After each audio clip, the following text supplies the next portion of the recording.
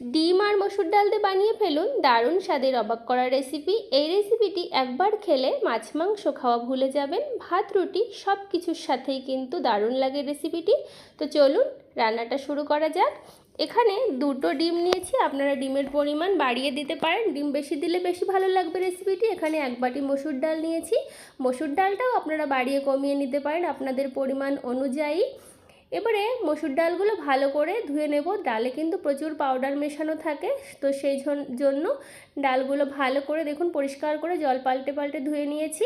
আর এদিকে ওভেনে গ্যাসে কড়াইতে জল গরম বসিয়ে দিয়েছি আগে থেকে, গরম জলের মধ্যে ধুয়ে রাখা মসুর ডালগুলো দিয়ে দিলাম।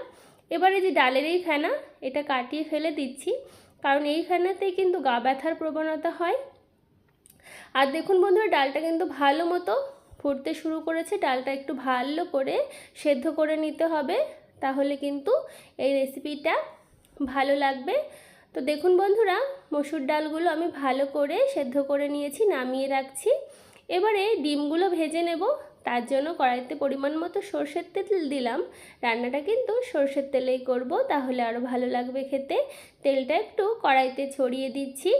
এবারে ডিম দুটো দিয়ে দিলাম, দিয়ে ডিমের ভুজিয়া বানিয়ে নেব। তো ভালো করে দেখুন ডিমের ভুজিয়া আমি বানিয়ে নিচ্ছি। তো বন্ধুরা, আমার এই রেসিপিটি যদি আপনাদের ভালো লাগে তাহলে অবশ্যই লাইক শেয়ার কমেন্ট সাবস্ক্রাইব করে আমার এই ছোট্ট চ্যানেলের পাশে থাকবেন। একটু নুন দিলাম, তো দেখুন নুনগুলো দিয়ে ডিমগুলো ভালো করে ভুজিয়া করে ভেজে নিয়েছি। তো একটা পাত্রে উঠিয়ে নিচ্ছি। কড়াইতে আমি পরিমাণ মতো আরেকটু সর্ষের তেল দিয়েছি, ফোড়ন দিলাম গোটা জিরে, আর দিলাম এখানে গ্রেট করা রসুন আর আদা রসুন দিয়ে ভালো করে কিছু সময় ভেজে নিচ্ছি, যাতে আদা রসুনের কাঁচা গন্ধটা চলে যায়। তবে খুব বেশি পোড়া পোড়া ভাজার প্রয়োজন নেই, তাহলে ফ্লেভারটা বেশি ভালো লাগবে না। এবারে কুচনো পেঁয়াজ আর দুটো তিনটে কাঁচা লঙ্কা দিয়ে ভালো করে আদা রসুনের সঙ্গে কিছু সময় ধরে ভেজে নেব। তো দেখুন বন্ধুরা, ভালো করে কিছু সময় ধরে ভেজে নিয়েছি আদা রসুন পেঁয়াজ আর লঙ্কা। তো ভালো করে ভাজা হয়ে গেছে। এবারে সেদ্ধ করে রাখা মসুর ডাল দেখুন দিয়ে দিচ্ছি।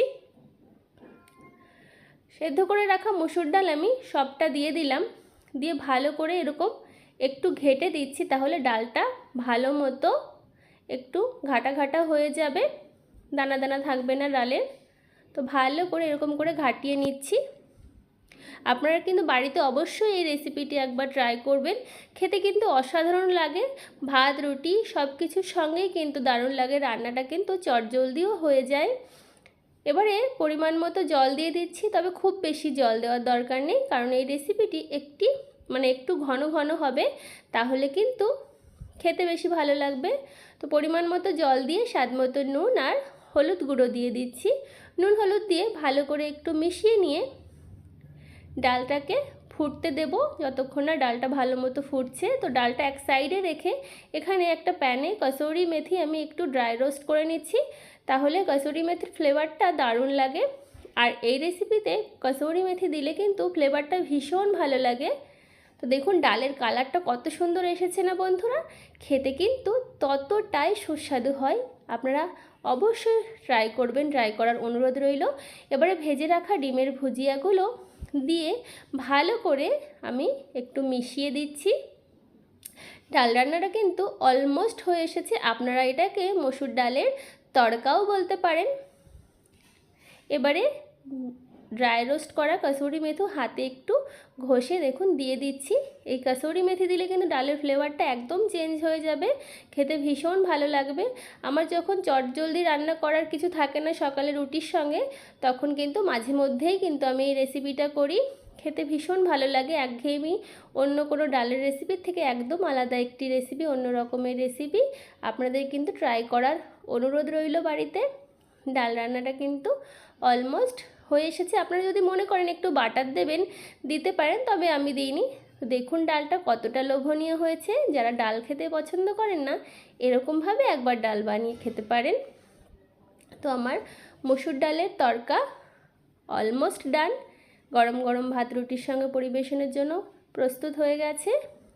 এবারে একটা পাত্রে নামিয়ে নিচ্ছি। তো আপনাদের কেমন লাগলো আমার এই মসুর ডাল ডিমের এই রেসিপিটি?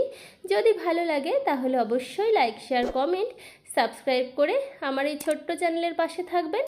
আর বাড়িতে অবশ্যই ট্রাই করবেন এই রেসিপিটি। তো দেখুন কতটা সুন্দর হয়েছে আজকের এই রেসিপিটি, আশা করি আপনারা দেখেই বুঝতে পারছেন।